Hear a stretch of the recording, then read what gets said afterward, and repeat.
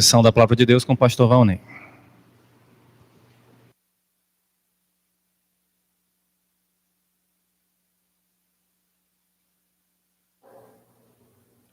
Boa noite, é uma alegria estarmos reunidos para adorar ao Senhor. Que a graça do Senhor esteja com todos nós e o Santo Espírito do Senhor nosso Deus nos ilumine para a compreensão da sua Escritura. Hoje vamos continuar estudando sobre a Epístola aos Hebreus. E vamos perceber, estamos percebendo ao longo dos nossos estudos, observando o que a palavra do Senhor nos diz, que o pecado é um negócio terrível e que até as coisas boas são deturpadas pelo nosso próprio pecado. Acredita? Coisas boas. E é nisso que nós vamos meditar hoje à noite. Como uma coisa boa de Deus, como a própria palavra de Deus, a lei do Senhor, os mandamentos de Deus, se tornam pecado. Como pode? Mas é isso que acontece. Às vezes nós transformamos a Bíblia em um motivo de pecado. Nós temos estudado a epístola de Paulo aos Romanos e começamos desde o capítulo 1, versículo 1, e hoje já estamos no capítulo 7. Estaremos observando do verso 7 ao verso 13. Mas antes de ler, é importante destacar o tema dessa epístola, sempre, para que nós entendamos isso muito bem. A epístola de Paulo aos Romanos trata da justificação pela fé. O que significa isso? Significa que eu era um criminoso e pela graça de Deus, mediante o sacrifício do Senhor Jesus Cristo, hoje Deus me olha como justo, não porque eu mereço, mas porque Jesus, ao morrer na cruz, colocou sobre mim a justiça dele. E o meu crime de pecado ficou em Jesus, na cruz, naquele dia que o Senhor Jesus foi crucificado. Este é o fundamento da fé cristã, como diz a Escritura. Então, nenhum de nós é salvo por mérito próprio, mas pelo sacrifício de Jesus. E é o que Paulo quis compartilhar aqui com esta igreja, a igreja de Roma, que infelizmente hoje na modernidade se corrompeu com os seus pecados, com o poder, coisas, e se afastou dos caminhos do Senhor Jesus Cristo e do ensino da palavra de Deus. Mas esta aqui ainda era uma igreja saudável, uma igreja que seguia o fundamento do Senhor Jesus Cristo e dos apóstolos, e Paulo queria se associar com essa igreja como missionário. Ali seria um ponto de apoio para ele chegar aos confins da terra, pregando o evangelho, que no entendimento de Paulo era a Espanha, a nossa Espanha moderna de hoje, era lá que ele queria atingir com a pregação do evangelho, mas era muito longe de onde ele estava, então ele ia para Roma, estaria com aqueles irmãos ali, e de lá ele iria para a Espanha, mas ele nunca tinha ido à igreja de Roma, e não entenda que a igreja de Roma tinha um prédio como o nosso. A igreja de Roma era na casa das pessoas, haviam vários irmãos ali, em alguns momentos essa igreja se reuniu nas chamadas catacumbas. Já ouviu falar das catacumbas de Roma? Eram 5 andares subterrâneos para baixo da terra, e ali eles sepultavam os cristãos que iam morrendo, e ali eles celebravam um culto de adoração a Deus no momento de perseguição, escondidos, debaixo da terra. Imagina, ainda hoje, se você tiver a bênção de ir a Roma, você pode visitar as catacumbas, Acho que alguns níveis ainda podem ser visitados pelos turistas. Então, tema da Epístola de Paulo aos Romanos, visando essa obra missionária, é a justificação pela fé. Mas para tratar deste tema, Paulo falou primeiro do quê? Do pecado, da ira de Deus contra o pecado do homem natural. O homem natural é o homem que nasce no seu próprio pecado. Naturalmente já nasce predisposto a pecar. E quando o homem comete o primeiro pecado, ele já é condenado. Primeiro pecado consciente. Não sabemos a idade, mas uma criança, mesmo muito novinha, ela já tem consciência do que é certo e do que é errado. Se você observar bem, ela é muito inteligente, as crianças são muito, muito inteligentes. Os pais subestimam a inteligência das crianças. Então elas captam cedo as coisas e elas sabem o que é certo e o que é errado. Tanto que ela sabe quando está mentindo, quando está fazendo uma coisa que ela nem tem um entendimento completo daquilo, mas muitas vezes ela sabe. E se ela pecou conscientemente, aquela criança já foi condenada ao inferno por causa do seu próprio pecado. Para nós é uma realidade muito dura e difícil. Certamente. Não é fácil, mas é para entender a gravidade do pecado, do nosso pecado. Não é que Deus é mau, mas é que nós somos maus. O Senhor é só o Deus soberano, legislador de todas as coisas, que legisla sobre todas as coisas, é Deus que ordena o mundo e tudo que existe, inclusive as nossas vidas. Não tem como fugir disso. Esta é a verdade, e às vezes é difícil. Paulo falou disso, capítulo 1, do verso 18, até o capítulo 3, verso 19, falando da gravidade do pecado, e que todo ser humano é pecador. E ele não é pecador só nas emoções, nós não pecamos somente em uma área da nossa vida. Alguns vão dizer, não, a razão do homem não foi corrompida pelo pecado, só a parte espiritual. Não, tudo foi corrompido pelo pecado. Razão, espírito, emoção, todos os elementos que nos compõem, inclusive a genética, nossa carne física, foi corrompida pelo pecado. Por isso que estamos nos desgastando a todo instante e a todo dia. Mas Paulo também fala no capítulo 3, já a partir do verso 21 em diante, sobre a justificação pela fé. Como Jesus, ao morrer numa cruz, nos declara justos. Pecadores ainda, sim, ainda pecamos, mas justos por conta do sacrifício do Senhor Jesus Cristo. E a nossa justiça será completa no dia em que ressuscitarmos, ou seja, quando Jesus voltar e ressuscitarmos com o Senhor Jesus Cristo. Mas bem, depois de falar disso no capítulo 3, no capítulo 4, Paulo deu um exemplo. Abraão foi justificado por fé, nem existia a lei de Moisés. E por que Paulo diz isso? Porque a tendência dos judeus aqui e do ser humano pecador é buscar salvação por obras. O ser humano pecador, toda religião tem um sistema de salvação por obras, toda religião. E as pessoas buscam esse tipo de salvação, ou seja, numa reencarnação, ou seja, morar num outro planeta espiritual, ou noutra dimensão, tem umas coisas absurdas aí, mas tudo é por mérito. Você tem que fazer obras de caridade, obras generosas para a humanidade, para você obter esse tipo de salvação. E a Bíblia diz completamente o contrário.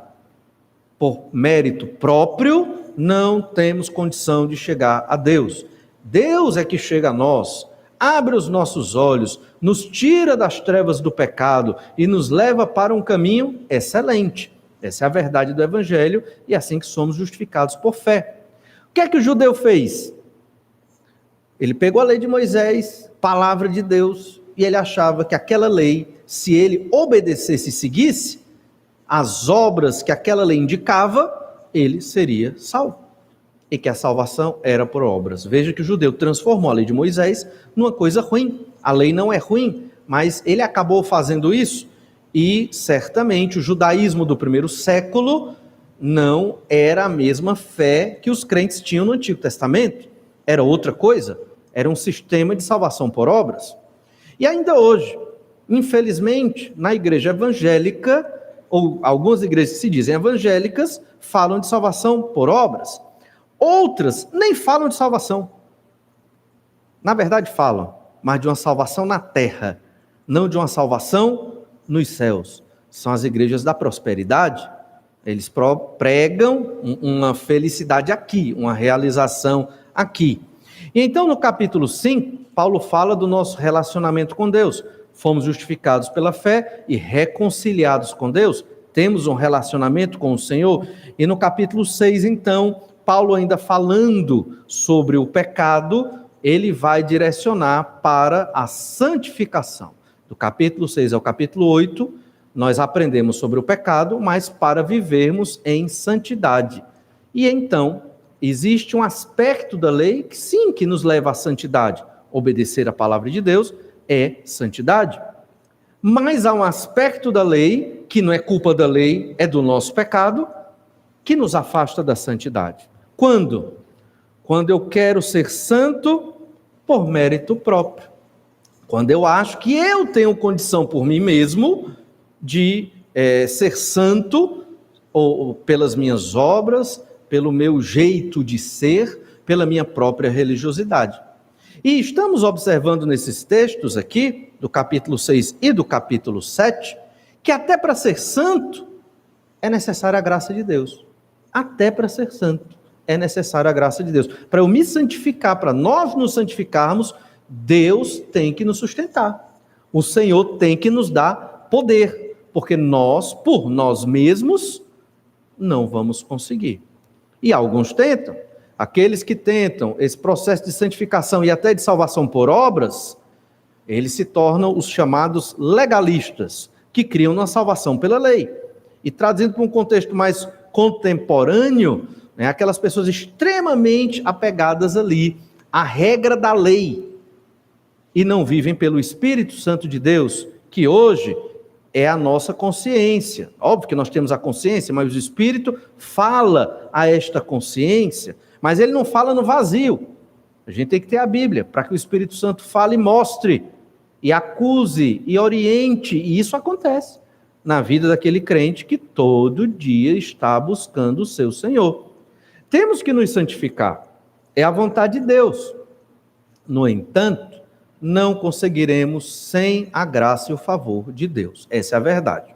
Os que acham que conseguem entraram nessa linha do legalismo, e os frutos disso não são bons, é o que Paulo está dizendo, especificamente para um público judeu da igreja de Roma, mas também para os gentios ali que têm a lei da consciência na sua mente.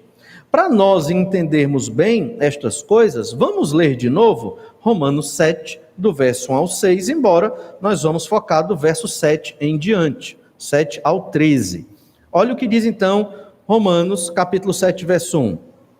Porventura, ignorais, irmãos, pois falo aos que conhecem a lei, que a lei tem domínio sobre o homem toda a sua vida? Ora, a mulher casada está ligada pela lei ao marido, enquanto ele vive. Mas se o mesmo morrer, desobrigada ficará da lei conjugal, de sorte que será considerada adúltera, se vivendo ainda o marido, unir-se com outro homem. Porém, se morrer o marido, estará livre da lei e não será adúltera, se contrair novas núpcias. Perceba então a verdade desses primeiros versículos, dessa ilustração muito própria do apóstolo Paulo. Ele está dizendo que esta mulher somos nós. Ele está dizendo que o primeiro marido é a lei. E ele está dizendo que o segundo marido ou é Cristo aqui, ou a graça do Senhor Jesus Cristo sobre nós. Então, você só pode ter um segundo marido, pela regra da lei, se o primeiro morrer. Então, a lei tem que morrer para nós nesse sentido, mas como a lei vai morrer para nós? E aí vem o que nós já estudamos no capítulo 6. Assim como Cristo morreu, nós morremos para os nossos pecados. Assim como Jesus ressuscitou, nós ressuscitamos para uma nova vida. Então, se a lei não vai morrer para mim, que não tem como, só resta uma solução: a mulher morrer. Então, quando morremos para Cristo, com Cristo, melhor dizendo, quando morremos com Cristo, nós morremos também para a lei. Morremos para o pecado e morremos para a lei, porque entendemos que a lei é a força, dá força ao pecado. Não porque a lei é má, e é o que nós vamos ver a partir do verso 7, ela não é, mas por conta do nosso próprio pecado, nós usamos a lei até de modo pecaminoso, para mérito próprio, ou uma santificação legalista, acreditando que podemos ser santos fora da graça de Deus. Isso não acontece. Se nós conseguíssemos nos santificar nesse processo de santificação, de obediência à Bíblia, sem a graça de Deus, seria meritocrático. E onde Deus seria glorificado? Na nossa santificação. Entende? Eu podia dizer, eu sou santo porque eu conquistei esse status de santidade.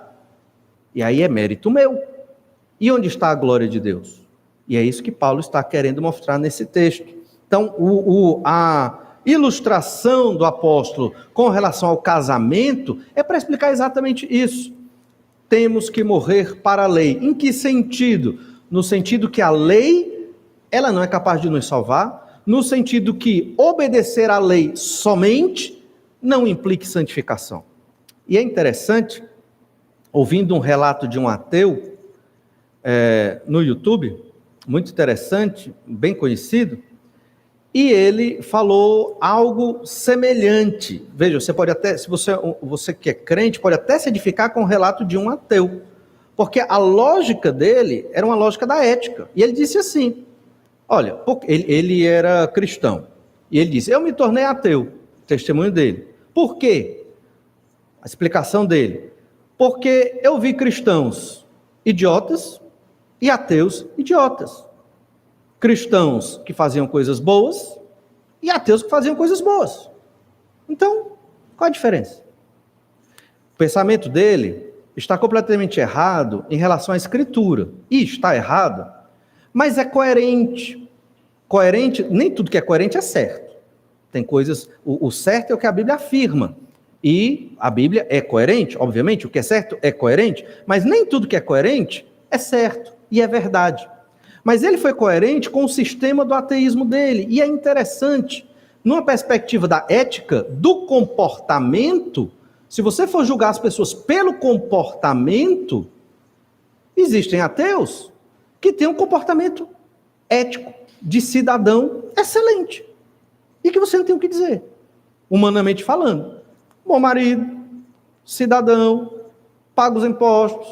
Tem, existe. Não pense que só os crentes têm uma conduta ética elevada, que, por sinal, tem muitos que se dizem crentes, que não têm este tipo de conduta ética. Logo, não é pelo comportamento, trazendo aqui agora para a Escritura, que se percebe a santidade.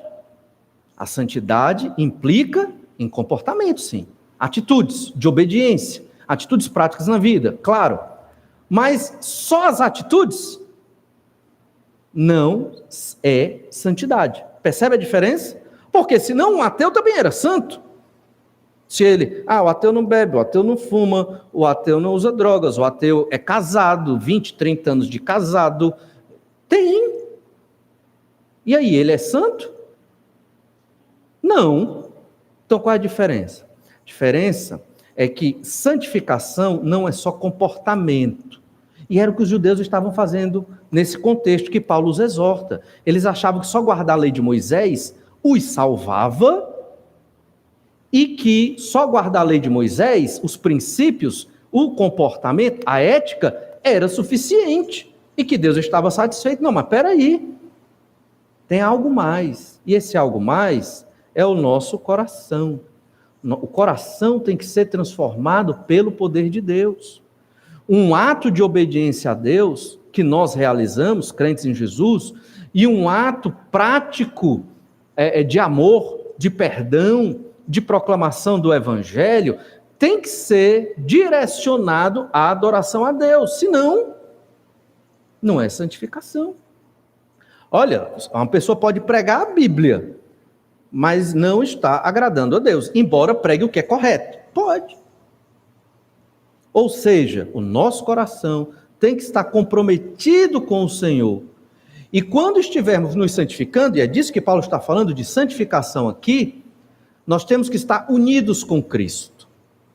Paulo falou disso há pouco, nossa união com Cristo. Morremos para o pecado como Cristo morreu na cruz, ressuscitamos para uma nova vida como Jesus ressuscitou, estamos nessa união com Jesus.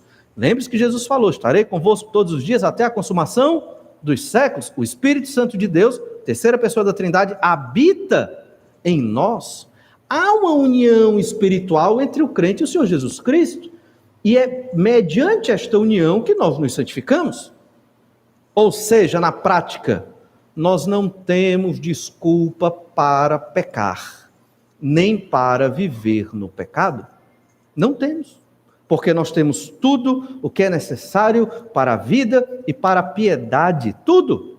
Se eu peco, é porque eu quis pecar. E eu tenho que pedir perdão, confessar, me arrepender e continuar. Se eu vivo no pecado, é porque eu quis viver no pecado. A responsabilidade disso não é dos outros, a culpa não é de Deus, é minha. Agora, nós crentes, as ferramentas para dizer não para o pecado. Não somos mais escravos do pecado. Lembra que a lei, ela é mal usada pelo nosso próprio pecado e ela dá força ao pecado. E nós temos que aprender a morrer para o pecado e a morrer para a lei, pensando aqui na lei de Moisés. O que é morrer para a lei?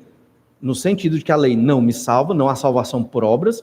Se eu obedecer tudo o que a Bíblia diz, mas não crer no Senhor Jesus Cristo, eu não serei salvo. Até porque eu não vou conseguir obedecer tudo o que a Bíblia diz, obviamente, ninguém vai. Da mesma forma, se eu não estiver buscando o favor de Deus na minha vida para a santificação, a minha obediência aos princípios éticos da Escritura também não vão ter validade de adoração a Deus, vai ser só comportamento ético, como o de um ateu. Percebe? Então, ateus, muitas vezes, têm o mesmo comportamento ético dos cristãos. Qual a diferença? É que nós vivemos para a glória de Deus, nos santificamos para que o Senhor seja glorificado, e se nós conseguimos fazer obras que agradam a Deus, não é porque nós temos condição, é porque então?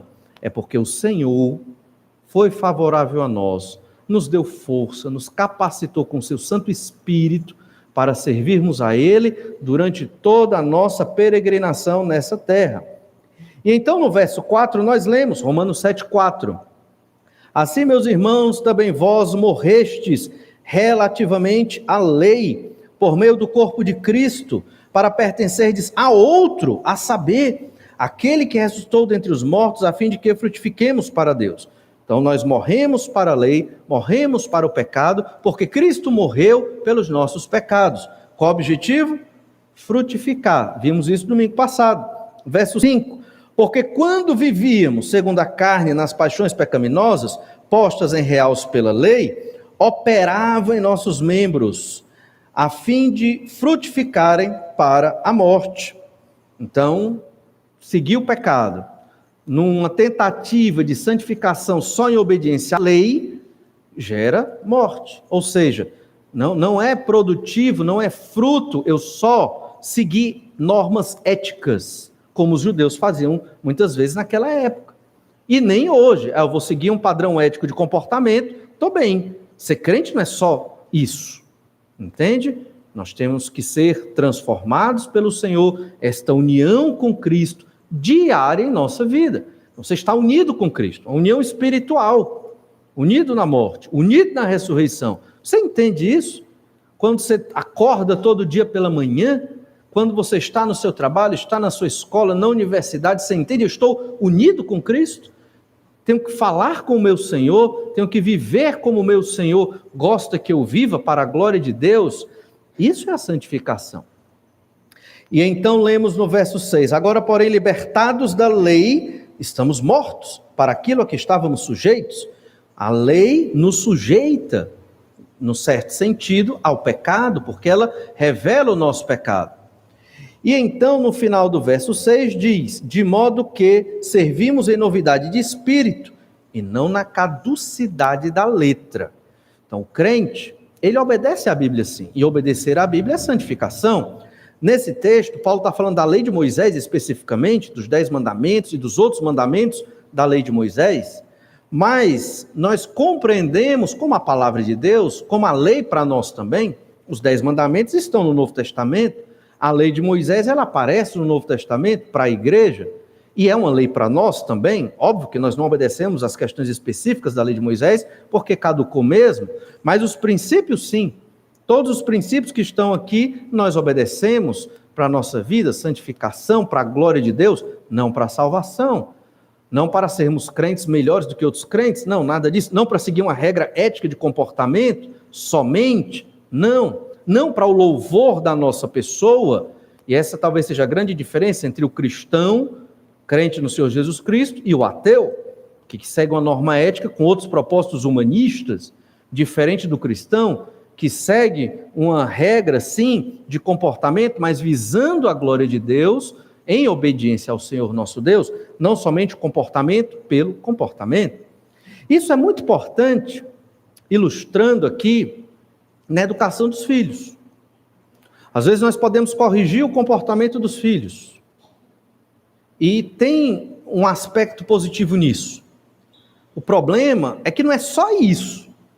Você pode disciplinar e corrigir o comportamento. Mas e o coração? Entende?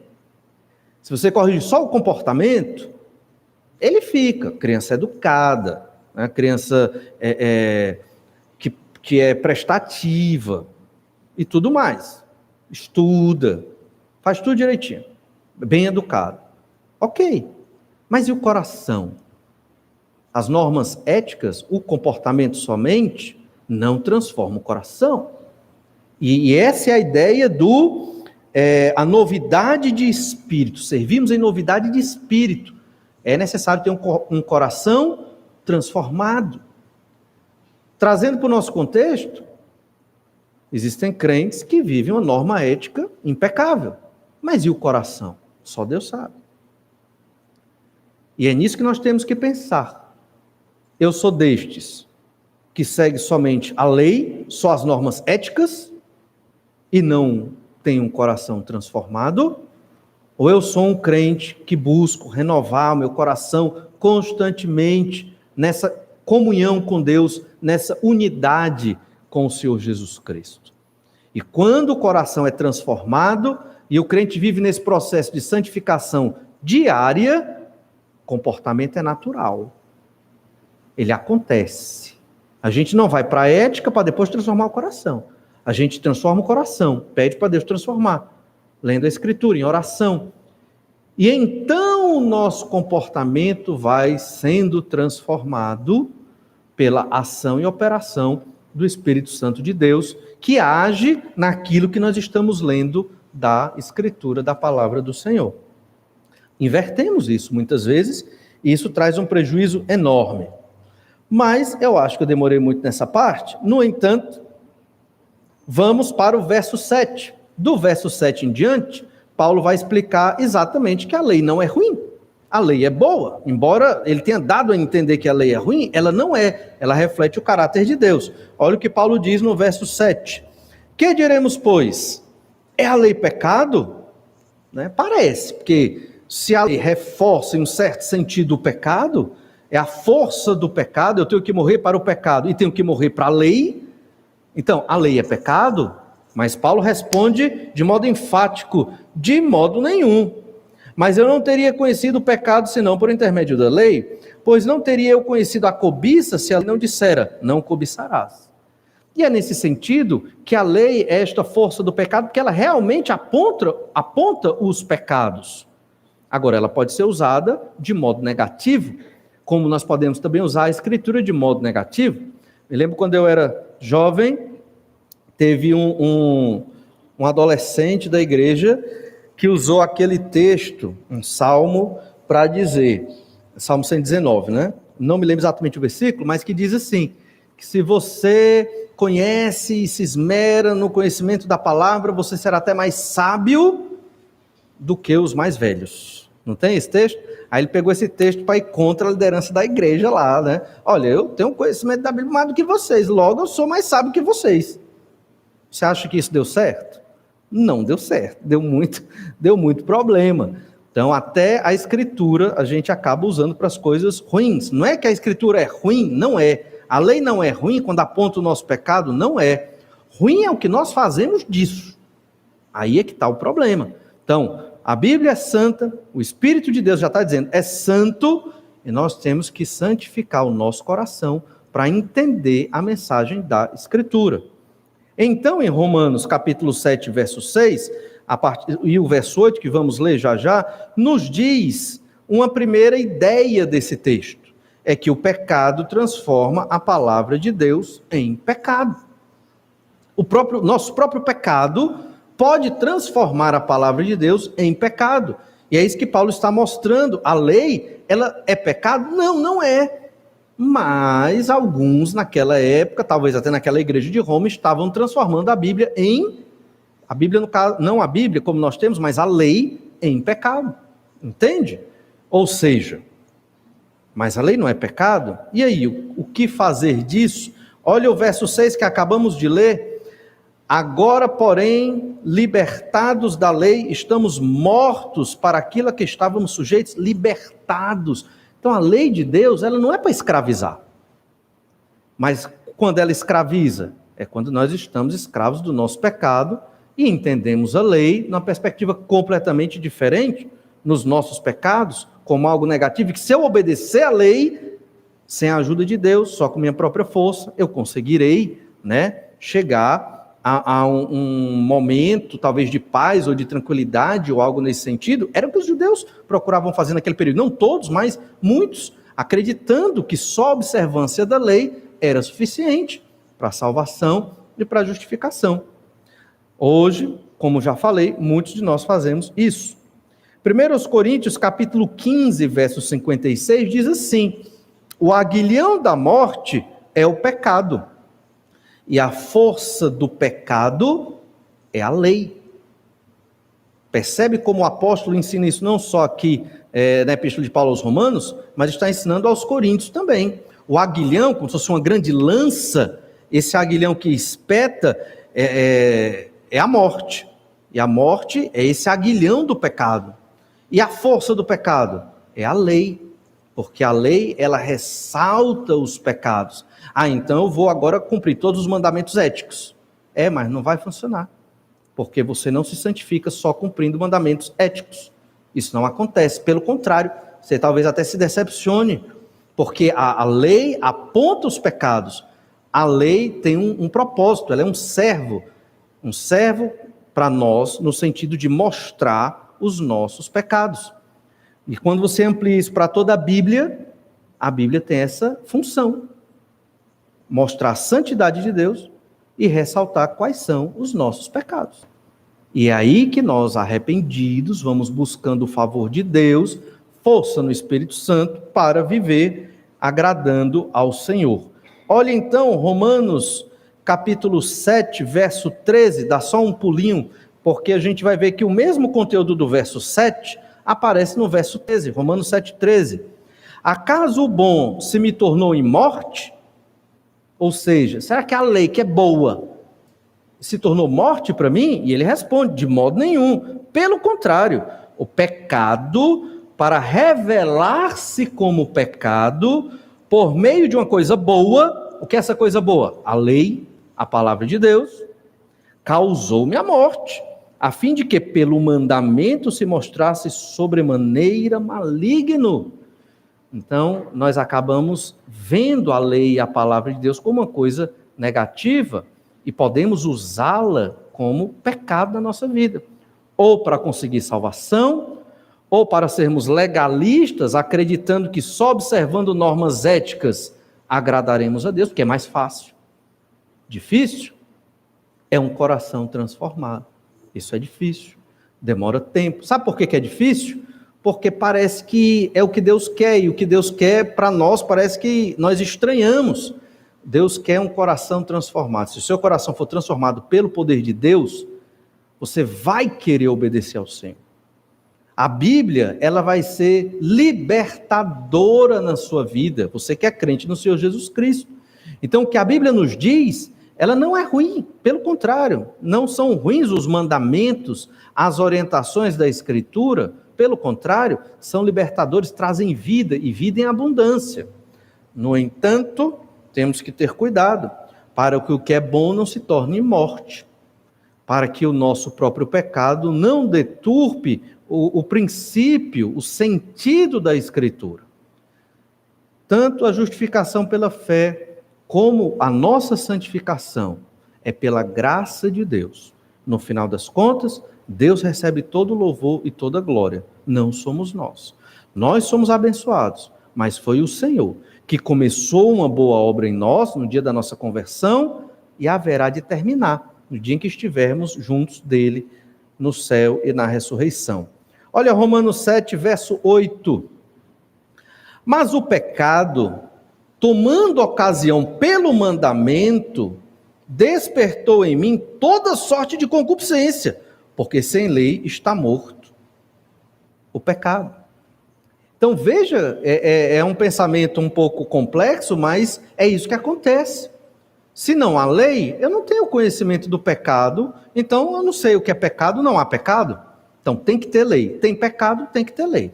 Essa lei que ele está falando aqui é a lei de Moisés, que hoje se estendeu, digamos assim, toda a palavra de Deus é uma lei para nós.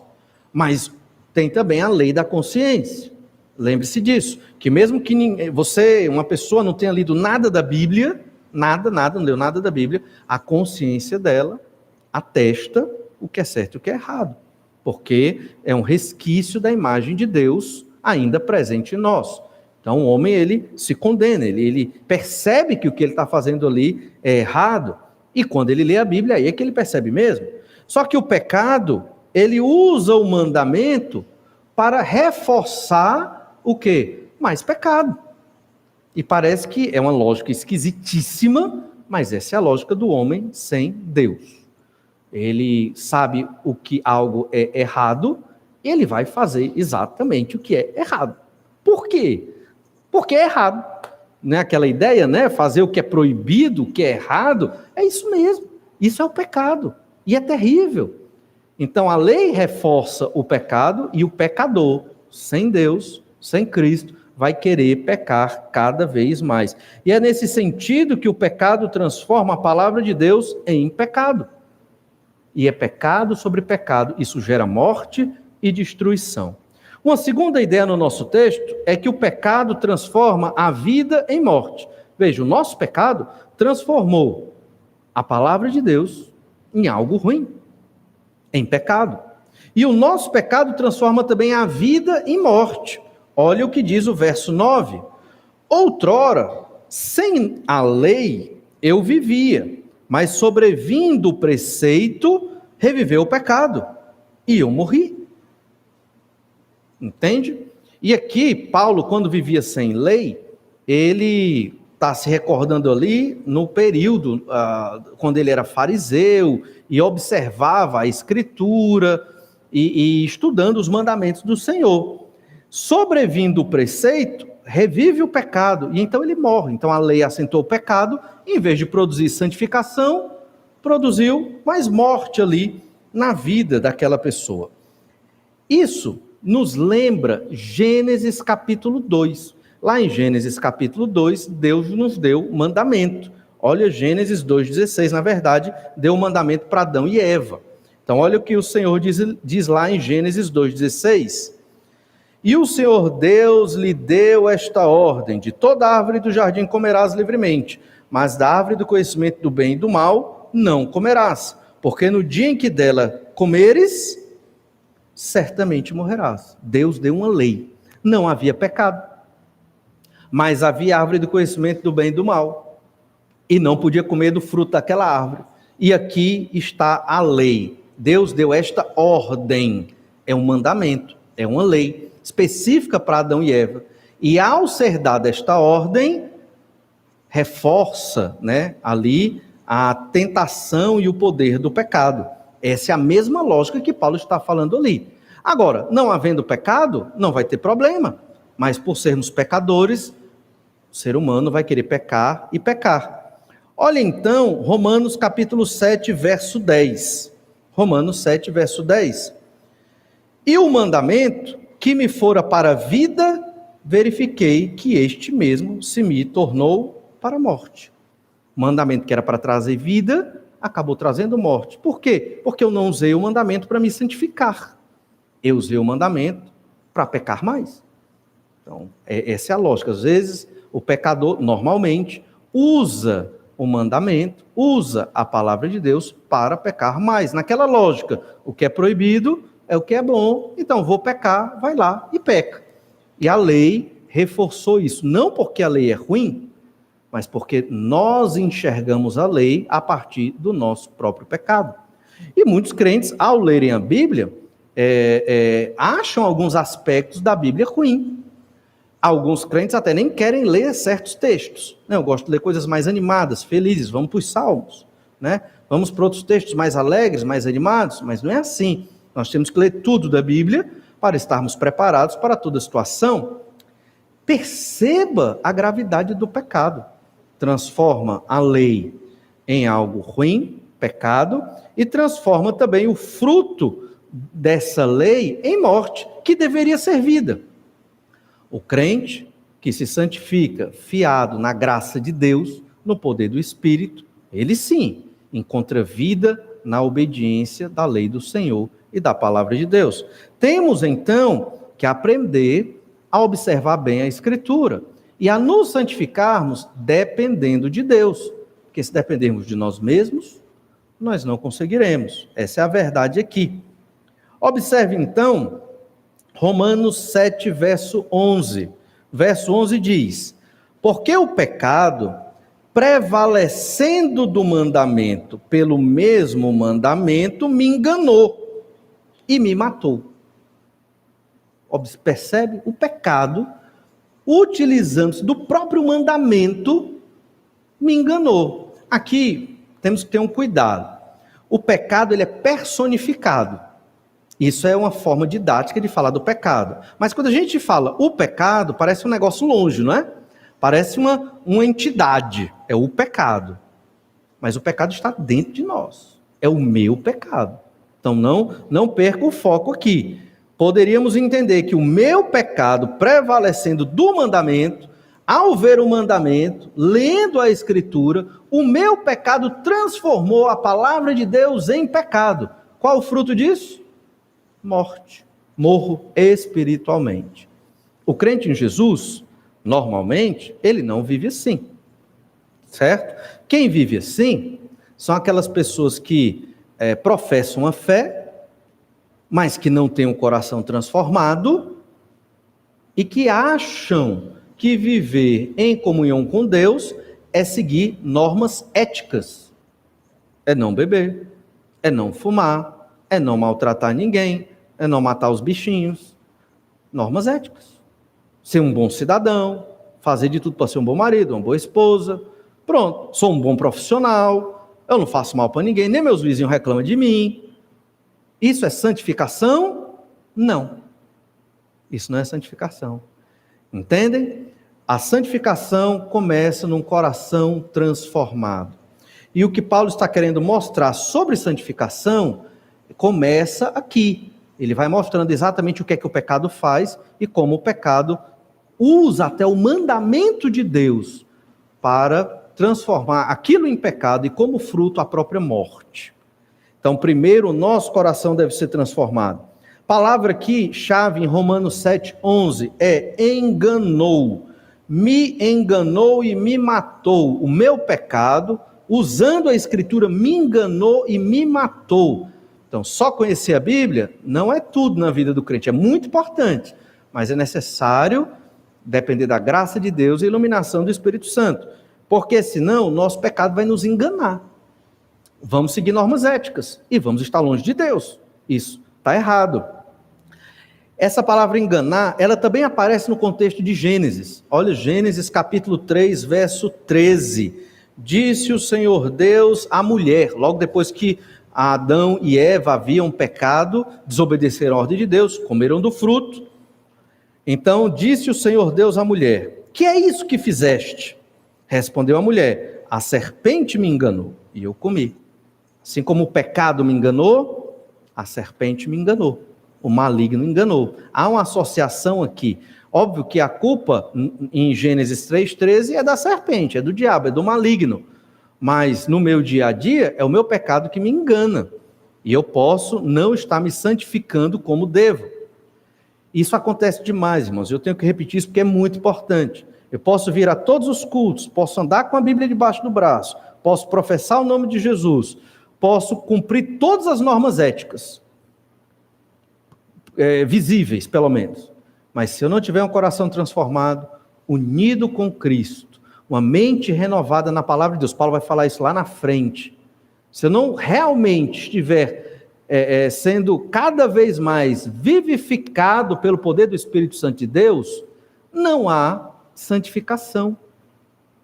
E aí as coisas de Deus, como a Bíblia, como a igreja, como a obra missionária, como o discipulado, elas não se tornam tão relevantes, elas não se tornam tão importantes, porque parecem somente obras sociais. E aí que a igreja não vive de obras sociais.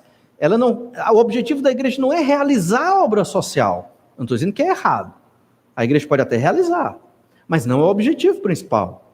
O objetivo da igreja é a glória de Deus, é testemunhar o evangelho aos perdidos, é estarmos como a comunidade dos salvos, proclamando, pregando o nome do Senhor Jesus Cristo, plantando igrejas, investindo na obra missionária. Esse é o grande objetivo da igreja até a volta de Cristo. E, obviamente, adorar ao Senhor nos cultos, nos momentos de reunião da igreja. Paulo mencionou essa palavra engano de Romanos 7:11, lá em 2 Coríntios capítulo 11, verso 3, e também em Timóteo 2:14.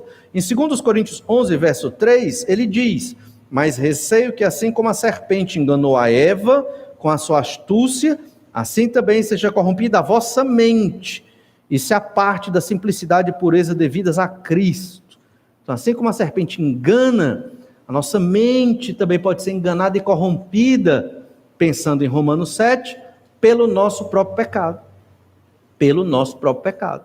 Então eu posso usar a Bíblia para o pecado, transformar a Bíblia em algo que vai frutificar para a morte, se eu me tornar um crente legalista. E legalista aqui implica em quê? Ou salvação pela lei, ou uma santificação pela lei. Nós vivemos na novidade do Espírito. É diferente da velha aliança. O Espírito Santo, que habita em nós de modo íntimo, ele nos move, entende? Ele nos fortalece, ele nos carrega, nos impulsiona.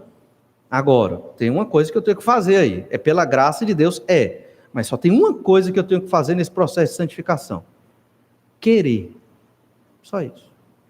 Não há muito esforço. Querer. Esse é o problema da igreja moderna. A igreja não quer. Por isso cantamos hoje: santifica a tua igreja, né? É Deus que santifica, porque nós não temos condição. Nós precisamos somente querer. E essa é a pergunta: você quer ter uma vida consagrada e santificada ao Senhor Jesus Cristo? Não vou pedir para ninguém levantar a mão, porque não é do meu feitio, mas na sua mente, agora, você deve estar orando ao Senhor e confirmando isso, se realmente você quer uma vida consagrada, santificada ao Senhor. Você quer se livrar dos pecados que há anos estão atormentando você? Você sabe quais são. Você sabe, eu não sei.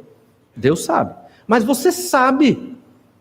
E ainda podem estar aí pecados costumeiros que carregamos décadas e décadas. E o que é que você deve fazer? Se arrepender e deixar este pecado. Só assim é que a palavra de Deus, ela não vai gerar morte na sua vida. Ela vai gerar vida, porque você não mais está sendo escravizado pela lei, nem pelo pecado. Quando a gente é escravizado pela lei, a lei só aponta os pecados. Mas quando eu confesso, Cristo já me salvou, e eu confesso, eu fico livre desta força do pecado na minha vida. E agora sim, eu posso viver novidade de vida, novidade do Espírito. Muitos crentes são tristes, porque permitem pecados estarem na sua vida anos e anos e anos. Trabalham tanto para certas coisas na vida, estudam tanto para certas atividades, mas não se esforçam para mortificar a carne, para maltratar o seu próprio pecado. E é aí que nós temos que ser radicais. Radicais para a purificação do nosso coração. Isso é você e Deus. E você deve estar se examinando agora e orando a Deus. Senhor, que pecados são esses? E será que eu tenho, Senhor, esses pecados mesmo? E será que eu uso a Escritura para o pecado? E será que o fruto tem sido a morte? E será que é por isso que eu fico triste e não sinto essa alegria ao cantar os louvores a Deus? Será que é por isso que o meu culto a Deus ele não é vibrante, porque eu entendo que quando nós estamos felizes, nós ficamos felizes, mas não é para você demonstrar uma felicidade sem estar feliz. Está triste? Chegue triste na igreja, não tem problema não. Ora, né? Agora vamos ficar todo mundo, né, fingindo que estamos alegres? Não. Está triste? Chega triste. O irmão diz, não, irmão, eu estou meio assim, mas ore por mim. Pronto. Óbvio que os irmãos vão perguntar, porque os irmãos lhe amam, né? É complexo, né? Ah, eu estou triste, não quero ir para a igreja, porque eu não quero que ninguém pergunte. Ah, mas eu vou triste e ninguém pergunta. Aí eu fico mais triste ainda porque ninguém perguntou. O ser humano é complicado, né? Nós somos muito complicados. Então, só com esta purificação é que nós realmente nos santificaremos. E o resultado do pecado que transforma a Escritura em pecado é morte. Essa morte aqui, distância de Deus, tristeza, um afastamento. Obviamente que isso acontece na vida daquele que vive buscando uma salvação por obras, mas acontece na vida do crente também, quando acha que santificação é só mudança de comportamento, e não é. Podemos ser muito educados, podemos ser excelentes cidadãos e profundos pecadores, e longe de Deus.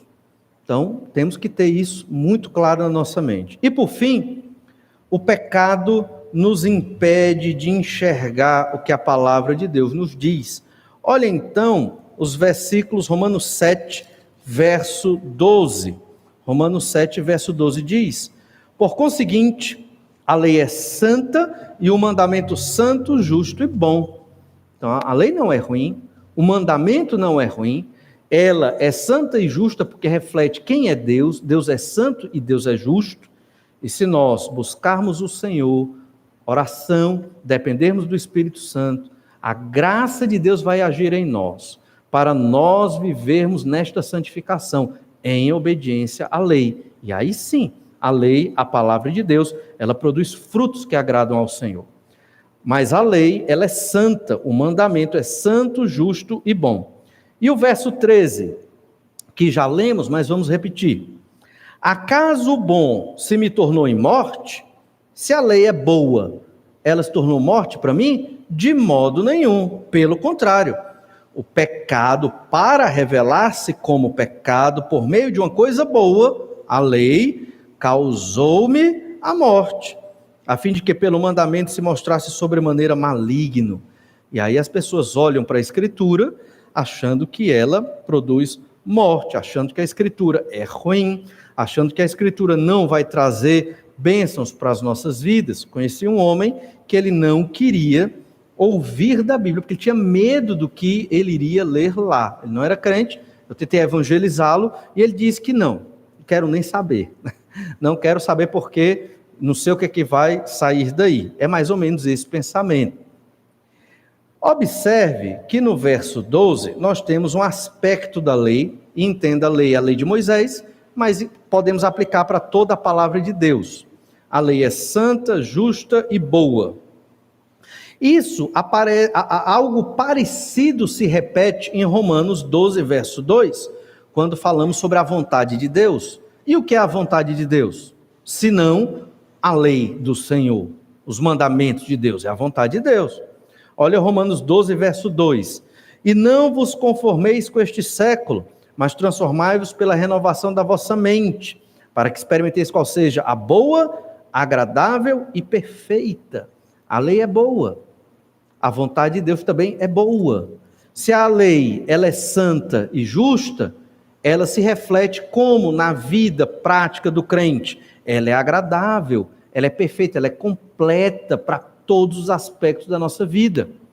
Então, se eu obedeço a lei, dependendo da graça de Deus, o Espírito Santo é que vai me dar forças. Eu não tenho condição. E é isso que nós temos que entender. Ah, não consigo vencer certos pecados. Eu também não. E aí? E aí temos que buscar o Senhor. E qual é essa dinâmica? Oração todo dia, leitura da Bíblia todo dia, se der, jejum. Não diga para ninguém, obviamente, só você e Deus. Faça jejum, oração para vencer os pecados, se consagre, retire coisas ruins. Quando eu digo coisas ruins, filmes, séries, livros que não vão edificar. Embora, como eu falei, você pode assistir uma coisa que necessariamente não é feita para um crente, mas que pode até edificar. Você pode, até com a notícia de um jornal, você pode perceber o quanto nós somos abençoados. Então, depende do seu olhar naquilo. Óbvio que tem coisa que não edifica de jeito nenhum, claro, né? Mas é nisso que nós devemos observar, nessa dinâmica. E nós vamos conhecendo o Senhor cada vez mais e nos aproximando de Deus. É um relacionamento. Lembre no capítulo 5, fomos reconciliados com Deus. Um relacionamento. Não é só obedecer norma. Não, tem que se relacionar, tem que buscar o Senhor. Essa dinâmica é que nos fortalece. Quando você passa dias sem ler sua Bíblia, sem orar, sem buscar o Senhor honestamente, naquela oração decoreba do almoço, aquela entrega mesmo, sem tempo, sem celular, sem ninguém perturbando, só você e Deus. Faz quanto tempo?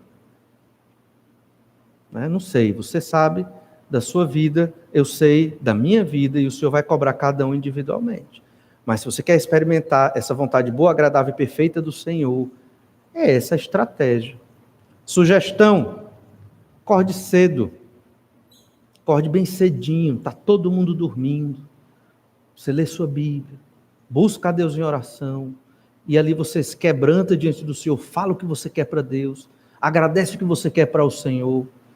Olha, tem gente que procura muita terapia, e eu não sou necessariamente contra, mas que não foi para o terapeuta, foi para o psicólogo, mas não testou este primeiro método, uma busca íntima com Deus, constantemente. Experimente, acorde cedo, converse com Deus, leia a sua Bíblia primeiro e vá conversar com o Senhor, todo dia. Olha, dependendo da situação, que eu sei que tem questões que não são só espirituais, eu entendo, e não vou entrar na discussão aqui, mas dependendo da situação, e muitas situações, conversar com Deus é o suficiente para nós. Às vezes não precisa nem pedir, basta nós conversarmos com o Senhor, crendo que o Senhor certamente vai responder no tempo certo, na hora certa, porque Ele é Deus. Tente essa prática. Olha, é maravilhoso conversar com o Senhor, principalmente lendo a Bíblia. Mas observe também, veja como o pecado é terrível. O pecado, o nosso pecado, o meu pecado, pode usar a palavra de Deus como pecado e gerar morte. Quando eu tento me santificar somente por obras, sem depender de Deus, por exemplo. O fruto do pecado, chamado, aquele fruto lá no jardim do Éden, o fruto da árvore do conhecimento do bem e do mal, ele tinha praticamente as mesmas características da vontade de Deus. Olha Gênesis 3:6. Vendo a mulher que a árvore era boa para se comer, agradável aos olhos e árvore desejável para dar entendimento, tomou-lhe do fruto e comeu e deu também ao marido e ele comeu. Romanos 12, verso 2, a vontade de Deus é boa, agradável e perfeita. O fruto daquela árvore era boa, agradável e desejável para dar este tipo de entendimento para o pecado. O pecado é assim, ele está ali querendo competir com a vontade de Deus na nossa vida. E obviamente que era tudo fachada esse fruto, né? Obviamente que era tudo mentira, tudo engano. Assim como o nosso pecado hoje nos engana, tentando passar uma proposta de vida boa, feliz, muitas vezes orientado pelo que a gente ouve no mundo, pelos desejos do nosso coração, achando que a vida de um ser humano sem Cristo tem elementos melhores do que a vida de um crente no Senhor Jesus Cristo. Não tem. Pode até parecer, mas não tem. A vontade de Deus é muito mais excelente do que qualquer atitude ou disposição para o pecado. Mas o pecado nos impede de enxergar a palavra de Deus. E é o que Paulo está mostrando aqui no que se refere à santificação. Então, este pecado que você pode estar nutrindo na sua vida, que você não confessa e que você repete constantemente, não é um pecado ocasional, vimos isso na Epístola aos Hebreus, mas é um pecado constante e intencional. Normalmente, esses pecados são aqueles que ninguém vê, eticamente estamos bem. As pessoas olham para nós, pastor aqui de gravata, né? Santo demais. Mas Deus sabe o meu coração, não é verdade? E eu serei julgado pelo meu coração, pelas minhas atitudes também, mas coração, óbvio, não é só o músculo, pensamentos e razões. E aí é necessário mortificar a carne. Lembre-se, Paulo esmurrava o corpo para não ser condenado naquilo que pregava. Não é literal, é uma metáfora, mas ele tinha uma disciplina. Entende? A metáfora mortificar a carne, matar a carne. Carne aqui não é a carne física, mas é um sinônimo para o pecado. E é o que nós devemos fazer. Muitas coisas na vida não são necessariamente pecado, mas tornam-se pecado. A própria lei não é pecado, mas o meu pecado tornou a pecado e gerou morte. A gente pode fazer isso com o esporte, transformar num pecado um esporte, quando aquele esporte toma o lugar de Deus. Pode ser o meu trabalho, eu transformo num pecado quando tomo o lugar de Deus. Pode ser até alguém da minha família, quando eu coloco aquela pessoa no lugar de Deus. Qualquer coisa que está no lugar do Senhor e que está na frente da minha adoração a Deus, até eu mesmo posso me tornar um pecado para mim mesmo. Quando se ouve essas coisas, talvez você diga, e agora? Estou perdido, como é que eu vou vencer, né, os pecados? Não temos condição. Essa é a lógica da Bíblia. Não temos força para combater o nosso próprio pecado. É pela graça de Deus, poder do Espírito Santo e a orientação da sua palavra. Temos que depender dele. Temos que, todo dia, ter a nossa devoção, oração, leitura da palavra, em honestidade, confessando os nossos pecados, falando para Deus as nossas angústias, sofrimentos, tristezas, depressões, tudo, e suplicando ao Senhor forças. E então Deus tem misericórdia de nós, e Ele nos fortalece, e Ele nos anima, e nos motiva. Muitos de nós, às vezes, nem fazem tudo isso, e Deus motiva, porque Deus é tão bom que despeja graça sobre graça abundante nas nossas vidas. Imagine se nos tornarmos esses homens e mulheres de oração, dedicados à vontade do Senhor. O pecado nos impede até de enxergar a palavra de Deus. Paulo, então, falando de santificação, mostra muitos dos erros daqueles irmãos de Roma, judeus e gentios também, que com o seu pecado utilizavam-se mal da própria lei de Deus e da lei da consciência. Percebemos então que devemos fugir do pecado, porque ele distorce o que é bom. Essa é a ideia principal desse texto. Temos que fugir do pecado, porque ele distorce tudo o que é bom. A Bíblia, ela é boa, porque ela mostra o pecado para nós vencermos o pecado. Mas podemos utilizá-la de modo errado, quando seguimos só as normas éticas e esquecemos a transformação do nosso coração.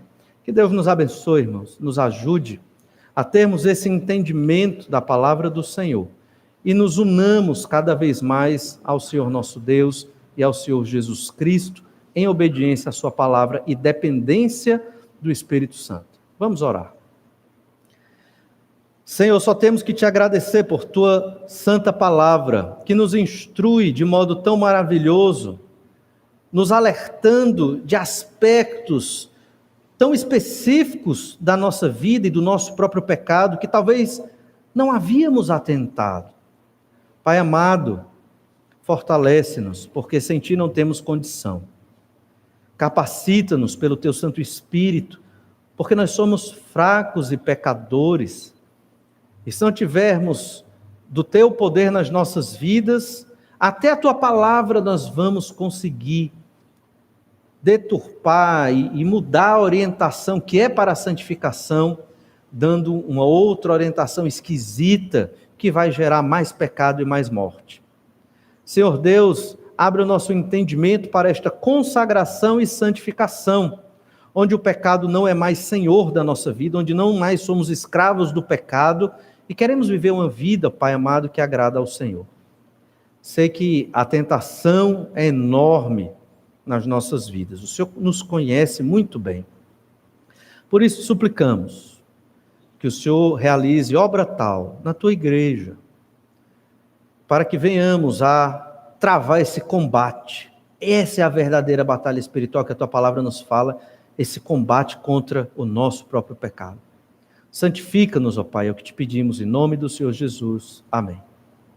Deus esteja abençoando cada um, e nesse momento de pós-lúdio, você pode orar um pouco mais, conversando com o Senhor nosso Deus, o seu Salvador. Deus abençoe a todos, uma boa noite e até breve.